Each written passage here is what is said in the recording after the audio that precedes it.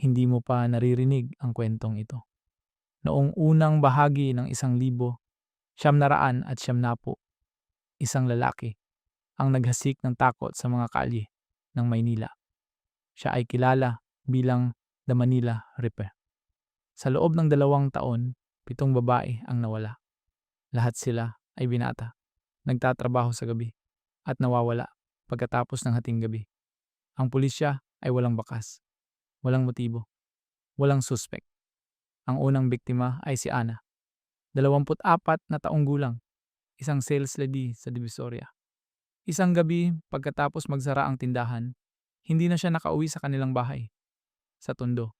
Pagkalipas ng 3 araw, natagpuan ang kanyang katawan sa isang madilim na eskinita sa Binondo. Walang sapatos, walang bag, at may mga sugat sa leeg.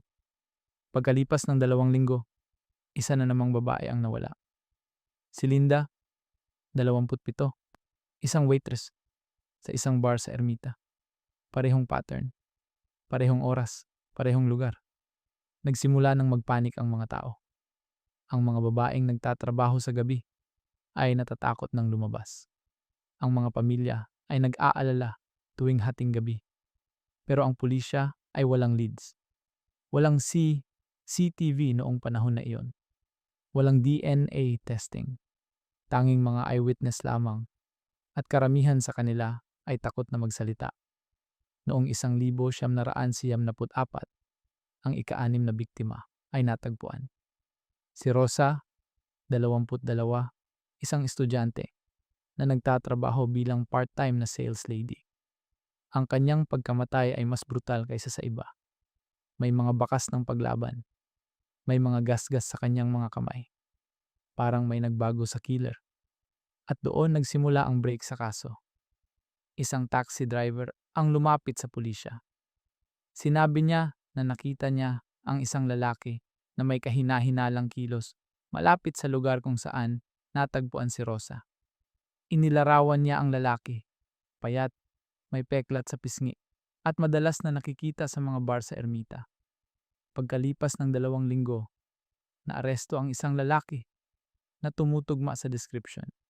Ang kanyang pangalan ay Juan de la Cruz, 34 na taong gulang, dating security guard. Sa kanyang bahay, natagpuan ng pulisya ang mga gamit ng mga biktima, mga bag, alahas, at kahit mga sapatos. Sa loob ng kanyang aparador, may mga litrato ng mga babae. 7 litrato, 7 biktima. Nang tanungin siya, hindi siya nagsalita ng ilang oras. Hanggang sa bigla niyang sinabi, "Gusto ko lang silang gawing akin. Ayaw kong mawala sila sa akin." Iyon ang simula ng katapusan ng Manila Ripper.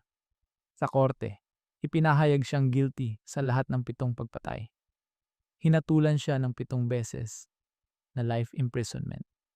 Hanggang ngayon, nasa bilangguan pa rin siya at hindi pa rin niya ipinapaliwanag kung bakit niya ginawa ang lahat ng iyon. Ito ang kwento ng pinakamadugong serial killer sa kasaysayan ng Maynila noong 1990s.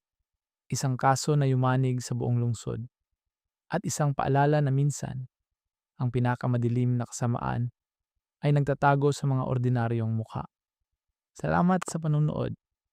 Kung gusto mo pa ng iba pang tunay na kwento ng krimen, i-like at subscribe ka na. At huwag kalimutang i-on ang notification bell para sa susunod nating kwento. Hanggang sa muli.